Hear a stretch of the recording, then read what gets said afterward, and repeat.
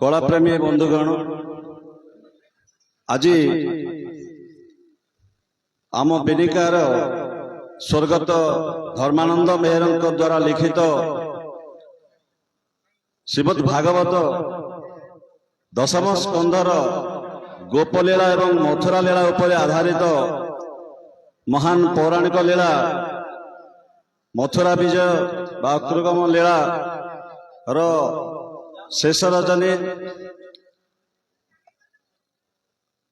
आज आम लीलार प्राय अर्धांश ये अभिनत हम राति पाहिज आज जो चरित्र ये उपस्थापित हेबे समस्त चरित्र काली अक्रूर रामकृष्ण को नहीं मथुरा रे आज प्रवेश करछंती।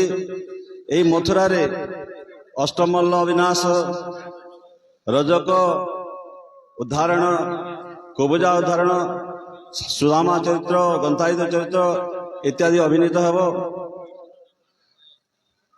आमर ए लीलार इतिहास कथा कहले बहुत किछि रही। आपण माने आपण मानको सम्मुखरे देखुछंती ए जो वयोज्येष्ठ कलाकार आमर रहिछंती साहेब मेहर आमे छोटट बेलू देखिछु। मोर अनुभूति मु कहूची मते जते बेले 12 वर्ष होतला प्राय 53 वर्ष तले एई मंच उपरे गोपाल काका को सहित मु रामकृष्ण भूमिका अभिनय करुଥିଲି एवं सेते बेले ए महाशय गोपी भूमिका रे अभिनय करुଥିଲେ एवं कुबुजा भूमिका रे अभिनय करुଥିଲେ। जो मार्मिक परिवेश थिला सेते बेले गीतर संगीतर भाव को जे अनुभव करुଥିଲା आपे आपे भाव विभोर हो उठुଥିଲା। जो बात्सल्य प्रेम रही सेठी आज आमे पूर्ण भाव में सेमती परिप्रकाश करि पारुनु आमर अभ्यास अभाव कारण से जा हो आज आम गहन रे से पुराना कलाकार माने नहांती।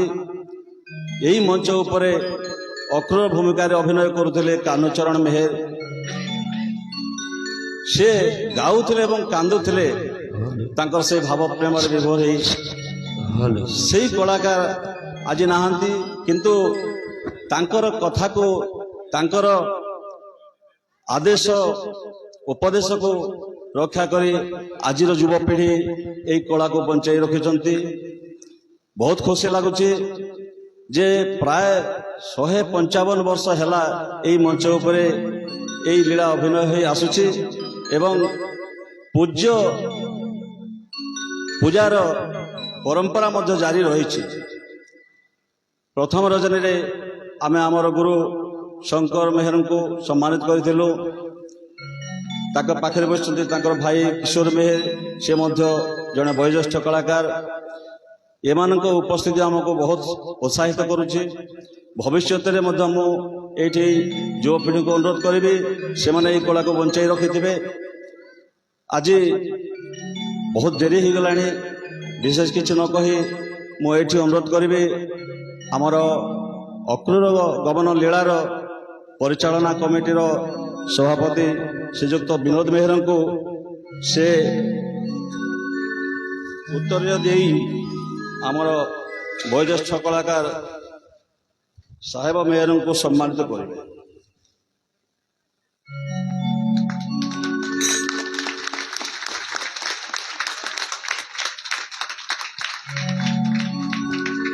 अनुरोध करी आमर सब कलाकार मान को समस्ते आसी एठी तांको सम्मान जणैबा।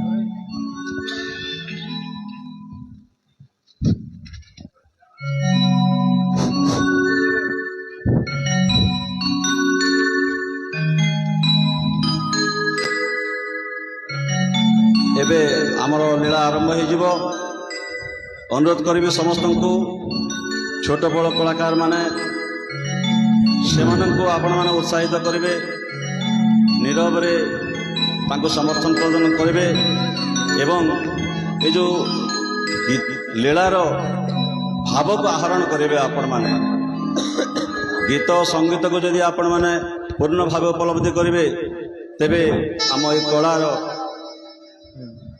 विजय सब रही बोलो आनंद कुमार हरि बोल।